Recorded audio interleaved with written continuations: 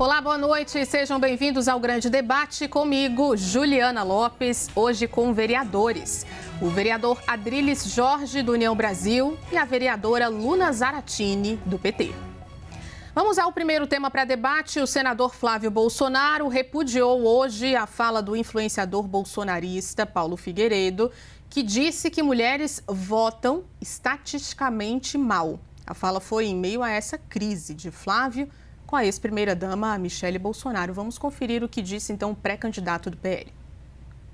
Eu quero repudiar veementemente a fala do Paulo Figueiredo sobre as mulheres.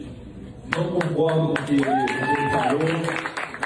Completamente equivocado. Ele não faz parte da nossa campanha. Óbvio, uma pessoa que nos ajuda muito lá nos Estados Unidos, nas pautas que nós temos nos Estados Unidos, junto com o meu irmão. Ele trabalha, ajuda, tanto é que estava em diversos momentos importantes ao nosso lado lá, e em função disso as pessoas tentam colocar no meu colo uma fala que não é minha. Eu não tenho responsabilidade sobre o que ele fala, mas tenho obrigação de falar aqui que eu me senti ofendido com a fala a partir do momento que ele generaliza e fala das mulheres.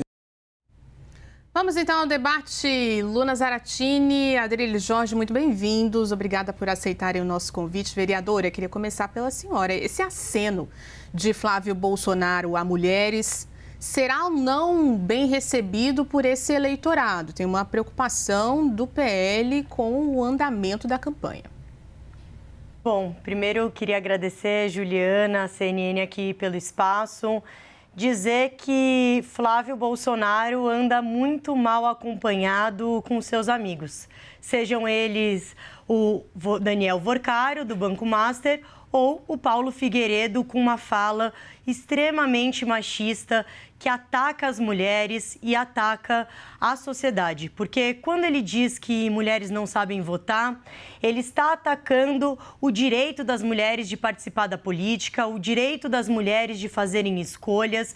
O vídeo inteiro é horroroso e é óbvio que isso atinge a campanha de Flávio Bolsonaro em relação às mulheres, em meio a essa crise que tem acontecido na família Bolsonaro, mas também a diversas falas, né, que o bolsonarismo e também Jair Bolsonaro já disse para as mulheres, inclusive para ele, né, para o ex-presidente da República, mulheres, né, mereciam ser estupradas, quando ele falou, né, para Maria do Rosário que ela não merecia ser estuprada. Mas o que dizer, né, de Flávio Bolsonaro, que está relacionado aí a diversos casos, né? Acusado de rachadinha, relacionado com Adriano da Nóbrega, que é relacionado com o escritório do crime. O que dizer, né, da família Bolsonaro, que adquiriu mais de 51 imóveis em dinheiro vivo. O que dizer sobre a relação de Flávio Bolsonaro com seu amigo e irmãozão,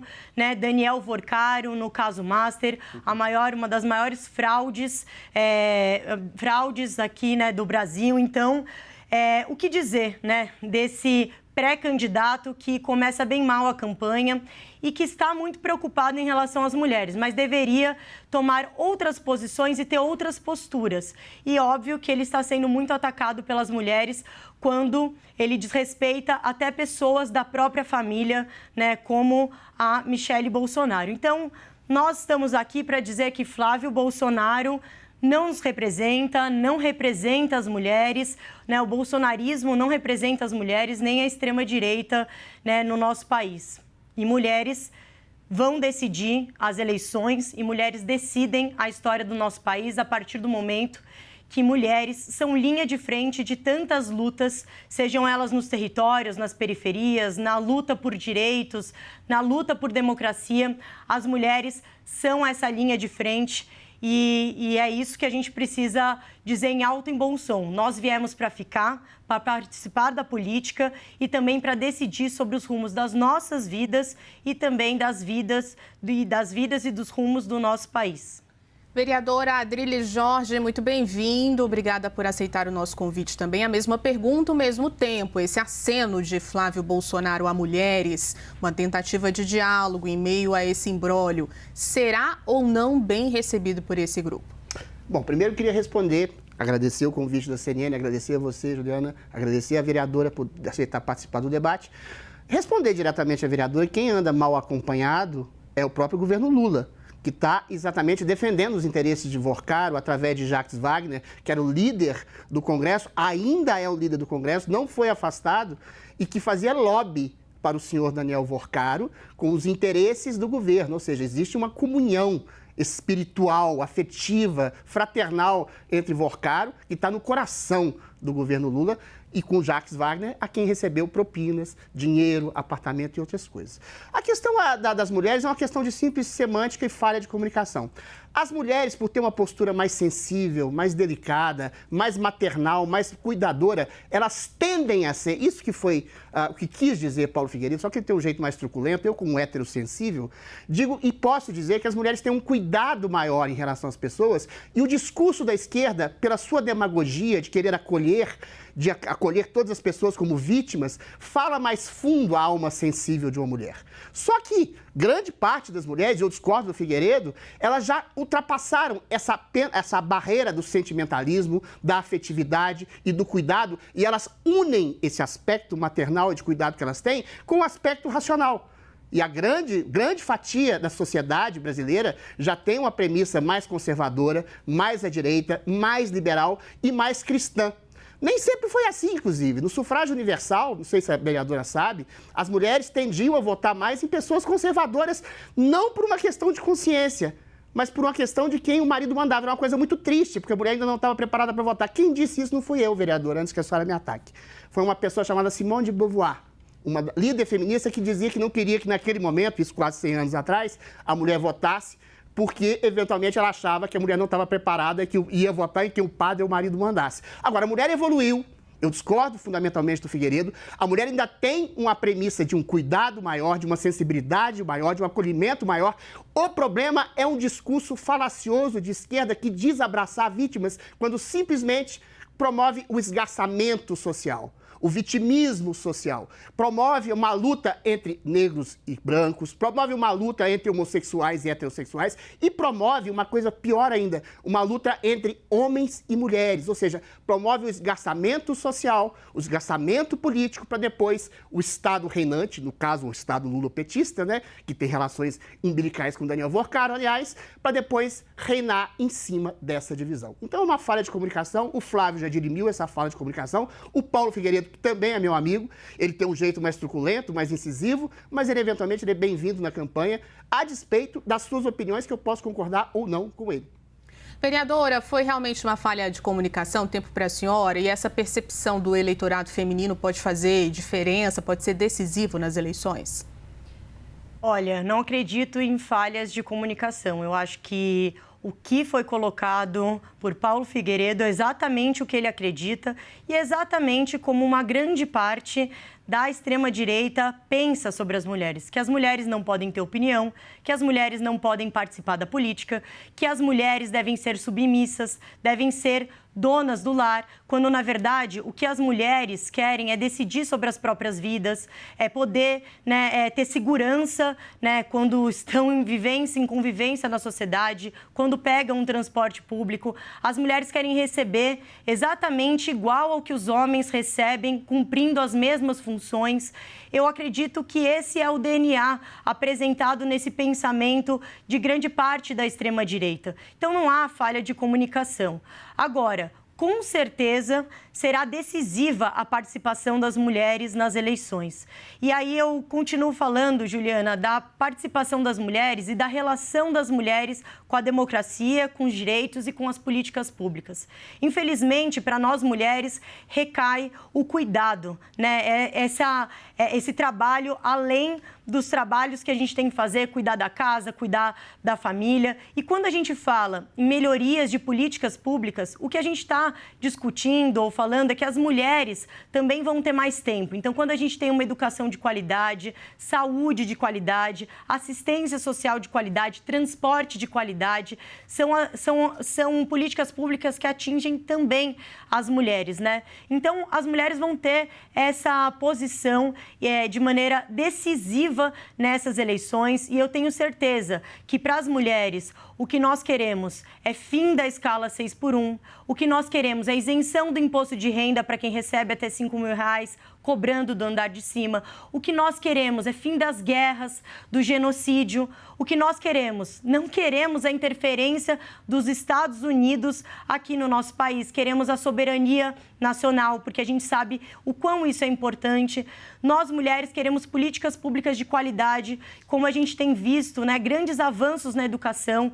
Por exemplo, aqui em São Paulo, nós vamos ter a inauguração de 2 novos institutos federais, um na cidade Tiradentes, outro no Jardim Ângela. O quanto isso é importante também para as mulheres jovens, também para os filhos dessas mães que vão ter oportunidade de estudar, de ocupar, né, uma vaga na universidade. Então, sim, as mulheres vão decidir sobre o futuro do Brasil, as mulheres vão se posicionar, porque para as mulheres é decisivo a gente ter um governo democrático, um governo popular, um governo dos movimentos sociais, um governo, né, que vise as políticas públicas de qualidade.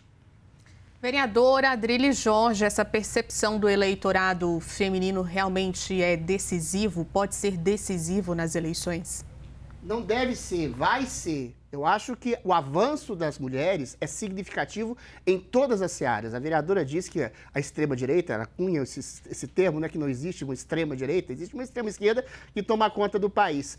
Mas confrontando o que ela mesma disse, há mulheres sensacionais dentro da direita conservadora, dentro da direita liberal, dentro da direita cristã, a partir da própria Michelle Bolsonaro, que hoje se transformou num ícone nacional de referência a uma mulher que é mãe de família, que cuida de um homem que foi preso injustamente, que tem as chagas da perseguição social de uma ditadura de conluio entre o STF e o Supremo Tribunal Federal e o governo federal, de um presidente que foi retirado do STF, da cadeia, tinha sido condenado em 3 instâncias por uma dezena de juízes. Essa mulher cuida do seu homem como uma mulher deve cuidar do seu marido, dos seus filhos e também do seu trabalho.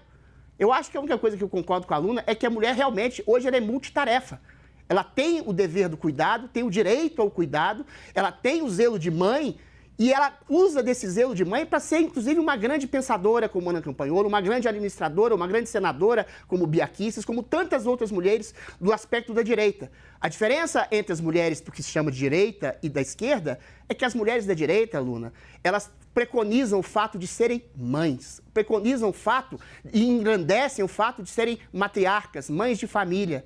Já a esquerda pressupõe a possibilidade do aborto, a possibilidade da morte, assassinato de crianças no ventre, como se fosse uma política de Estado, em vez de enfrentar o problema como uma política, sei lá, de educação sexual, afetiva e amorosa nas escolas.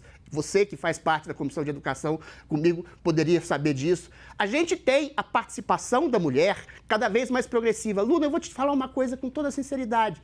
Se eu fosse no começo do século, eu seria feminista como você. A mulher não tinha direito a trabalho, a mulher não tinha direito a divórcio, a mulher não tinha direito a uma vida sexual, afetiva, a mulher não tinha direito a nada. A mulher conquistou todos esses direitos até meados do século 60 e 70, Luna. Depois, com a Revolução Sexual, não há mais o que conquistar. Há simplesmente o avanço. E o feminismo se transmutou, dessa ala progressista que você faz parte, em simples castração de homens, em simples perseguição de homens, em simples divisão social entre homens e mulheres, em simples ódio sistemático a homens. E é claro que há um aumento do feminicídio, de assassinato, de violência contra as mulheres, mas é a direita que levanta bandeiras de cerceamento de liberdade de agressores, de estupradores, de violentadores, de toda a sorte de homem que impõe uma violência à mulher, e todas essas pautas são negadas por vocês. Em vez disso, vocês criam a lei da misoginia, em que você contestar ou discutir com uma mulher, como eu estou fazendo com você agora, Luna, vira um crime. Ou seja, vocês desvirtuam o foco do problema real de violência contra as mulheres, que é o problema de bandidagem colocada na rua, e coloca um ódio sistemático a homem. Não existe misoginia, praticamente, a não ser de maneira isolada no Brasil. Existe misandria. E misandria, ódio a homens, é algo preconizado por vocês, mulheres de esquerda. Vereadores, mais uma pergunta por aqui. A gente teve várias questões envolvendo essa rusga entre Flávio Bolsonaro e Michelle Bolsonaro, um afastamento da ex-primeira-dama da liderança do PL Mulher. Isso, vereadora Luna Zaratini, pode afetar de forma contundente ou não a campanha de Flávio Bolsonaro, um afastamento de Michelle? Olha, com certeza tem impacto, mas eu acredito que os maiores impactos têm a ver com essa relação tão próxima de Flávio Bolsonaro a Daniel Worcaro, tem a ver também com o programa de governo econômico que Flávio Bolsonaro pretende apresentar, né? O coordenador de campanha de Flávio Bolsonaro diz que pode congelar os salários ou congelar as aposentadorias, e eu acho que isso é um grande crime contra o povo. Além disso, as relações de Flávio Bolsonaro e do bolsonarismo com os Estados Unidos, pedindo interferência direta dos Estados Unidos no Brasil, isso com certeza vai ser apresentado na campanha. Aliás, tariflável, taxação dos produtos, a gente tem, né, vários ataques, né, aí dos Estados Unidos, né, ao Brasil. Então, isso tudo vai ser falado, né, aqui nessa campanha. Mas eu queria responder também o vereador Adrilles, dizer que ele não fala com tanta empolgação dos cortes de 50% do orçamento das políticas para as mulheres do governador Tarcísio. Ele também não fala com tanta empolgação por que as delegacias 24 horas do nosso estado não funcionam. Aliás, a gente vê como é muito seletivo quando falam de mulheres. Ele precisou atacar as mulheres de esquerda para poder responder uma pergunta simples: se as mulheres devem votar ou não. Então, eu não aceito esse tipo de ataque e não aceito esse tipo de colocação. Aliás, vereador, se você tivesse realmente preocupado com as mulheres, você perguntaria para o governador Tarcísio por que o feminicídio é recorde no nosso estado. Vereador, o tempo é do senhor. Mesma pergunta, pode responder também as questões colocadas pela vereadora Luna Zaratini. A pergunta era, o afastamento de Michele Bolsonaro prejudica a campanha de Flávio? Bom, primeiro respondendo diretamente a vereadora usa uma tática do espantalho, né? Ela diz uma coisa que eu não disse. É claro que eu acho que as mulheres devem continuar votando, sendo que meu discurso inteiro foi da evolução das mulheres, até ultrapassar, inclusive, um feminismo histérico que se resume a atacar homens, para se tornarem mulheres independentes, inclusive dentro do espectro da direita, que são candidatas, pensadoras e brilhantes administradoras. Agora, é claro, concordo sim, que o afastamento da Michele prejudica, sobretudo, esse esgarçamento da relação entre a própria família Bolsonaro. É uma autocrítica que eu faço à direita, e é uma autocrítica que eu faço à direita porque ela tem virtudes que se transformam em vícios. O que eu estou querendo dizer com isso, Juliana?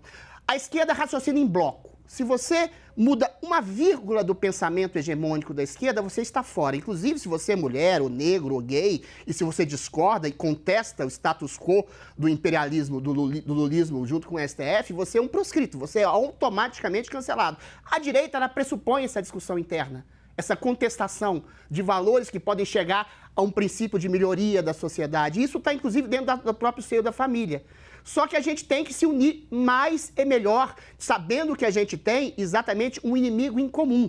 O inimigo em comum é o consórcio Lulo-STF petista, que eventualmente tem solapado o direito à liberdade, tem agredido mulheres, colocado mulheres como a Débora, que foi condenada a 20 anos de cadeia com um batom na mão e foi cerceada a sua liberdade, senhoras com bíblias e batons na mão, presas pelo 8 de janeiro, reivindicando maior liberdade, maior lisura nas eleições, maior democracia, uma instauração de uma nova república, são condenadas a quase 20 anos de cadeia. Quem massacra sistematicamente mulheres, vereadora, é exatamente o seu partido, é exatamente a sua ideologia. Ok, vereador.